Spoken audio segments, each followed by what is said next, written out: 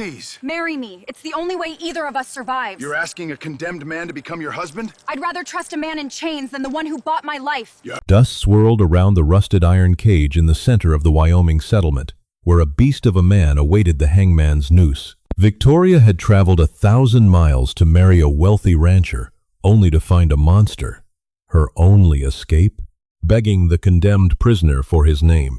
The harsh, biting wind of the Wyoming Territory in October of 1885 tore right through the thin wool of Victoria Higgins' traveling coat. As she stepped off the Union Pacific train onto the wooden platform of Laramie, she clutched a leather satchel to her chest like a shield. Inside were 3 carefully penned letters, written on fine parchment, promising a life of gentle companionship, a sprawling ranch house, and financial salvation for her destitute family back in Philadelphia. They were signed by Mr. Josiah Abernathy, a man who claimed to be a devout, wealthy cattle baron looking for a refined Eastern bride. Victoria had sold her mother's wedding ring just to afford the final leg of the stagecoach journey. She was a mail-order bride, a woman who had gambled her entire existence on the written word of a stranger. "You, the Higgins girl." The voice was like grinding stones. Victoria turned to see a tall, immaculate man dressed in a tailored broadcloth suit that looked wildly out of place amidst the mud and manure of the frontier town. He had cold, flat gray eyes that didn't blink as they swept over her, assessing her not as a woman, but as a newly purchased mare. "I am Victoria," she said, offering a nervous smile. "Mr. Abernathy, I presume?" Josiah Abernathy didn't take her extended hand. Instead, he gripped her chin, his fingers digging painfully into her jawbone as he tilted her head side to side. "You're thinner than your photograph, and paler, but you have all your teeth. And the territorial governor, Francis E. Warren himself, is coming to dine with us next month. You will do well enough to present the image of a respectable family man. That is all I require of you." Victoria's heart plummeted into her stomach. "Mr. Abernathy, you are hurting me." He dropped his hand, offering a chillingly hollow smile. "Let us get one thing straight, Victoria. I paid off your father's debts to the First National Bank of Pennsylvania. $3,000. You are not my partner. You are my property. If you embarrass me, or if you disobey me, the vast, empty plains of Wyoming offer plenty of places for a fragile Eastern girl to disappear. Do we understand one another?" Tears pricked Victoria's eyes, but she swallowed them down. She was trapped, 1,000 miles from anyone who cared if she lived or died. "Yes," she whispered. "Good. My men are loading your trunk. Walk with me."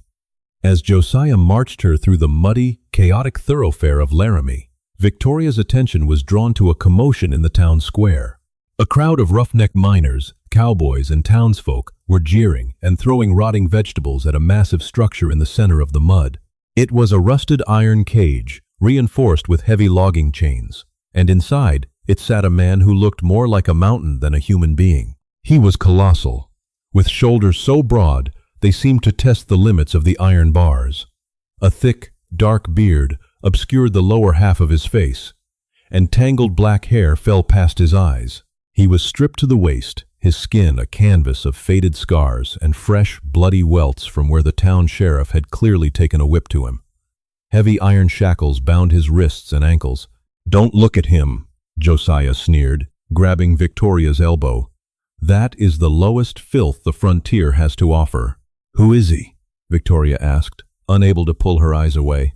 "His name is Gideon Cross," Josiah said, a strange, triumphant gleam entering his flat eyes. "A feral mountain man. He's a squatter who tried to steal my most valuable timber claims up in the snowy range. When my foreman caught him, Gideon slaughtered him. The Pinkerton Detective Agency tracked him down like a dog. He hangs at dawn on Sunday." Just then, a drunk miner threw a heavy glass bottle. It shattered against the iron bars, sending glass shards cutting across Gideon's cheek. The massive man didn't flinch. He didn't shout. He simply, slowly, raised his head. Through the tangled curtain of black hair, his eyes locked onto Victoria. They were not the eyes of a feral beast or a madman. They were a striking, piercing amber, carrying a heavy, silent sorrow and an intelligence that sent a shiver down Victoria's spine. For a fleeting second, amidst the screaming crowd and the rain, a silent understanding passed between the caged man and the captive bride. They were both prisoners of Josiah Abernathy. Josiah yanked her violently toward the Laramie Grand Hotel. I said, "Do not look at him." 1. That evening, locked in a lavish but suffocating room on the second floor of the hotel, Victoria experienced the true depths of Josiah's cruelty. When she politely requested a separate room until they were legally wed, Josiah had backhanded her across the face with such force she collapsed onto the Persian rug. "We marry tomorrow night," quietly, in the parlor downstairs, Josiah had hissed, wiping his knuckles with a silk handkerchief. "And then you will perform your duties as a wife. Until then, you do not leave this room." He locked the heavy oak door from the outside, leaving Victoria alone in the dim lamplight. Her cheek throbbed, swelling rapidly. She crawled to the window, peering out at the town square below. The rain had begun to fall in heavy, icy sheets. The crowd had dispersed, seeking refuge in the saloons. Only the cage remained in the center of the square, a lonely island in a sea of mud. The deputy tasked with guarding it had retreated to the porch of the assayer's office, deeply asleep with a bottle of rye whiskey in his lap. Victoria pressed her forehead against the cold glass. She could not marry Josiah. He would break her, body and soul, and bury her on his ranch where no one would ever find her. She needed a miracle. She needed the law. Earlier, while the maid, an older Irish woman named Martha, had brought her wash water, Victoria had desperately asked about Wyoming territorial law. Martha had whispered a piece of frontier legislation that had been established by Judge John Wesley Hoyt to protect the vulnerable women of the rough territory. A woman cannot be forced into a marital contract if she is already legally bound to another.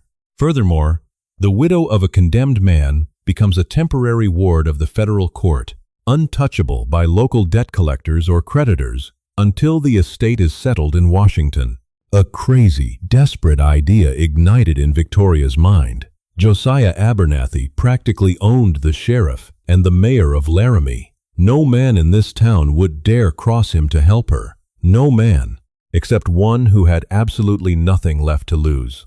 Victoria looked down at the iron cage in the rain. Gideon Cross was going to die. Josiah had ensured it. But if he died as Victoria's husband, Victoria would instantly become a widow, protected by federal marshals, nullifying her mail-order contract to Josiah entirely. It was madness. It was suicide. But as Victoria touched her bruised, swelling cheek, she knew it was her only chance. The clock in the hotel lobby chimed midnight. Victoria had spent an hour meticulously picking the brass lock of her bedroom door with a sturdy steel hairpin. When the mechanism finally clicked, she slipped out into the darkened hallway. She wore her simple traveling gown, having discarded her corset and heavy crinoline to move quietly. She crept down the back stairwell, through the hotel kitchens, and out into the freezing Wyoming downpour. The mud instantly ruined her leather boots, sucking at her hems as she sprinted across the dark, empty square. She kept to the shadows of the hitching posts until she reached the iron cage. Up close, the cage smelled of wet iron, blood, and pine. Gideon Cross was sitting cross-legged in the center of the small enclosure, his massive head bowed, letting the freezing rain wash over his scarred, bare torso. Victoria gripped the cold iron bars. "Mr. Cross?" she whispered, her voice trembling over the sound of the rain. The giant didn't move. "Go away, girl," a voice rumbled from the shadows. It was deep, resonant, and grated like two boulders sliding together. "It ain't safe for you to be out here. Let a man die in peace." "I don't want you to die," Victoria said quickly. "But since you are going to, I need your help. Please." Gideon slowly lifted his head. In the faint light of a distant street lamp, she saw his amber eyes study her. They dropped to the dark purple bruise blossoming across her jawline. A muscle feathered in his jaw. "Abernathy do that?" Victoria nodded, a tear mixing with the rain on her cheek. "I am his mail-order bride. He bought my father's debts. He plans to marry me tomorrow, and if he does, I know he will kill me eventually. I have no family here, no money. But if I am already married, his contract is void." Gideon let out a harsh, bitter exhale that might have been a laugh. And you want to marry me? The Laramie butcher? Lady, they're hanging me on Sunday for splitting a man open. Did you? Victoria asked, looking straight into his eyes. Gideon stepped forward, his chains rattling loudly. He towered over her, his chest inches from the bars. No. The man who died was Josiah's own bookkeeper. The man had found out Josiah was stealing federal cattle funds.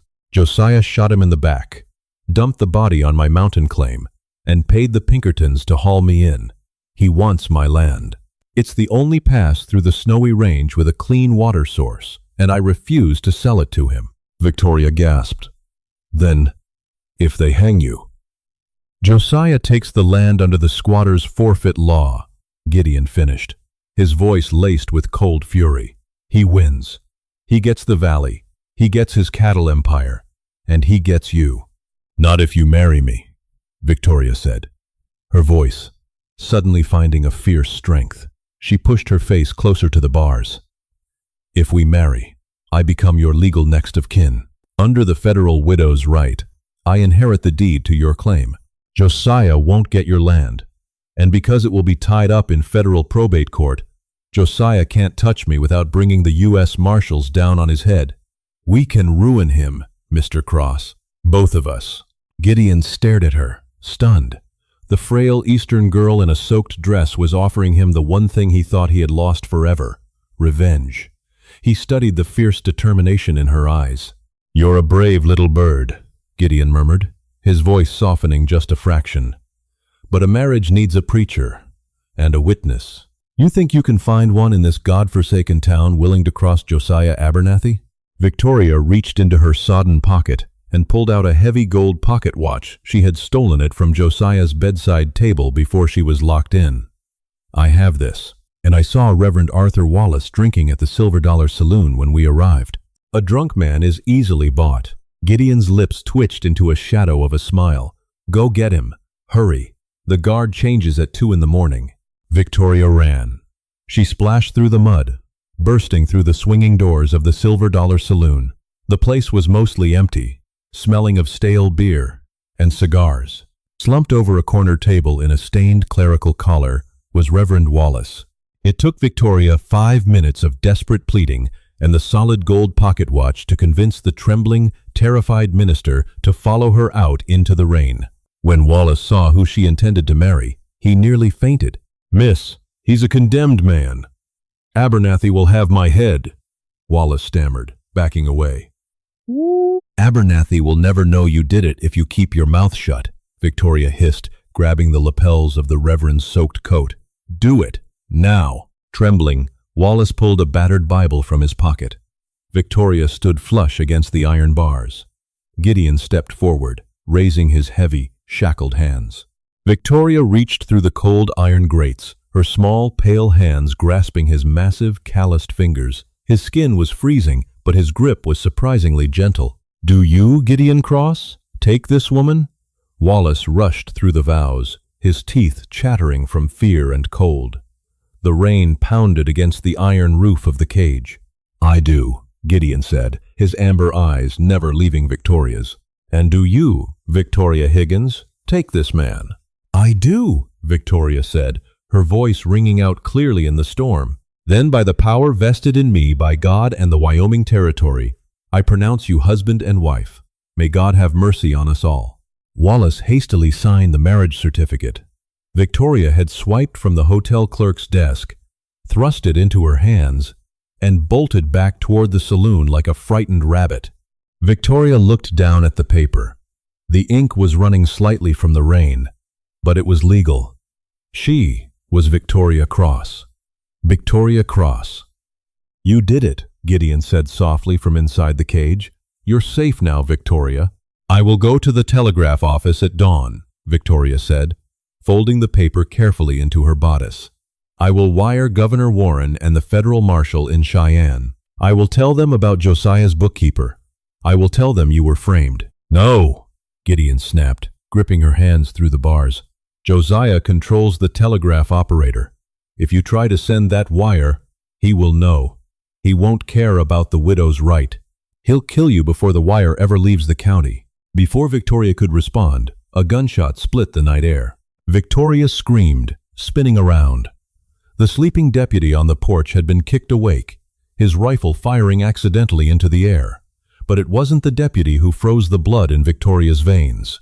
Standing in the mud 10 yards away, holding a burning lantern that illuminated his face in demonic shadows, was Josiah Abernathy. He was flanked by 3 heavily armed ranch hands. His cold gray eyes dropped to the open brass lock of the hotel door across the square, then moved to the muddy footprints leading directly to the cage. "Well, well," Josiah said, his voice slicing through the rain like a razor. He drew a silver-plated Colt revolver from his holster. "It seems my beautiful little bride has a fascination with stray dogs." Josiah cocked the hammer of his gun, stepping toward Victoria. "Get away from the cage, Victoria. You are coming with me. We are getting married right now. And then I am going to teach you how to behave." Victoria didn't run. She didn't cower. She stood up straight, the wind whipping her wet hair around her face, and pulled the damp marriage certificate from her dress. "You are too late, Mr. Abernathy," Victoria said, her voice carrying over the storm. "I am no longer your mail-order bride. I am Mrs. Gideon Cross, and if you touch me, you answer to the federal government." Josiah stopped dead in his tracks. The lantern light caught the sheer, unadulterated, murderous rage warping his polished features. He looked from the paper in Victoria's hand to the giant glaring at him through the bars. "Kill her," Josiah whispered to his men. "Kill them both, now." The click of 3 Winchester rifles cocking echoed like a death knell through the freezing rain. Victoria squeezed her eyes shut, clutching the damp marriage certificate to her chest, bracing for the burning impact of lead. She had gambled everything on the law, forgetting that men like Josiah Abernathy were the law in places like Laramie. But the gunfire didn't come. Instead, a roar that sounded like a grizzly bear tearing through timber shook the town square. Victoria's eyes snapped open. Inside the cage, Gideon Cross had not cowered. Fueled by a sudden, primal terror of watching the woman who had just saved his life be slaughtered, the mountain man lunged at the rusted front door of his enclosure. He wrapped his thick, iron-shackled wrists around the vertical bars. The heavy logging chains binding him clanged violently against the metal. Josiah laughed, a sharp, barking sound. "Shoot them! Tear her to pieces!" "No!" Victoria screamed. Gideon planted his bare, muddy feet against the base of the iron frame. His massive shoulders bunched, the scars across his back, stretching taut as the muscles beneath swelled to an impossible size. He let out another guttural roar, pulling backward with every ounce of strength in his colossal frame.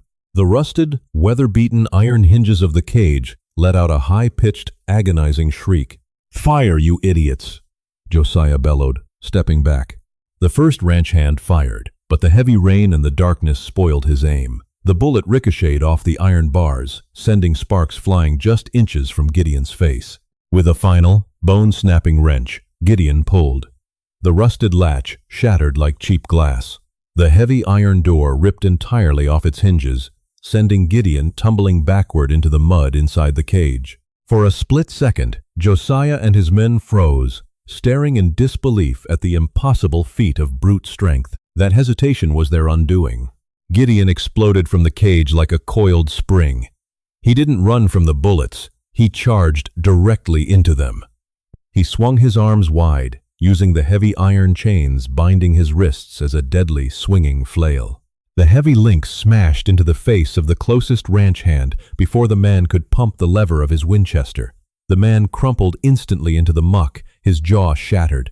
The second man fired, the bullet tearing through the fleshy part of Gideon's upper arm.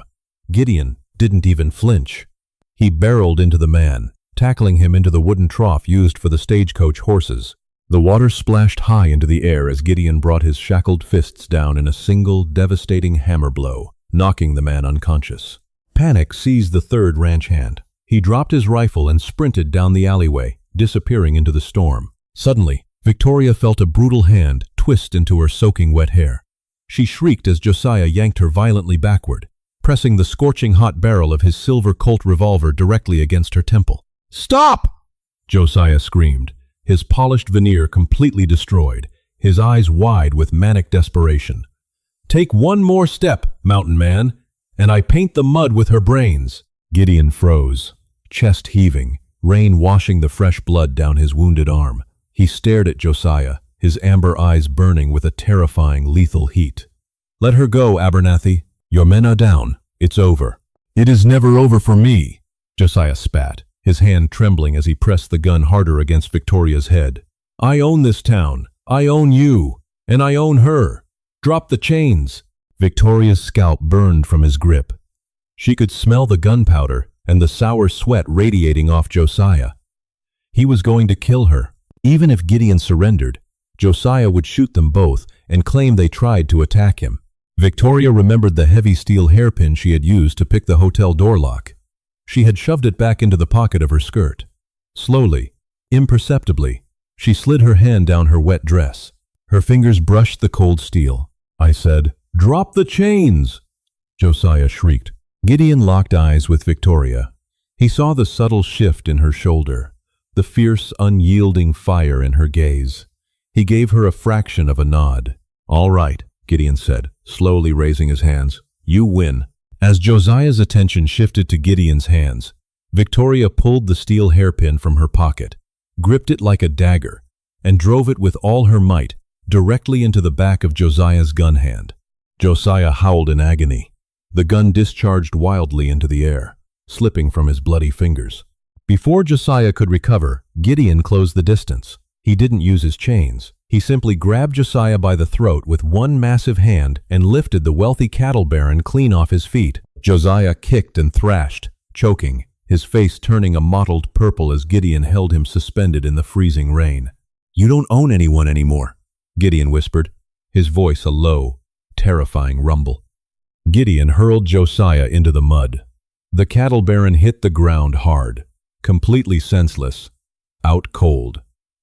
The town square fell deathly silent, save for the relentless downpour.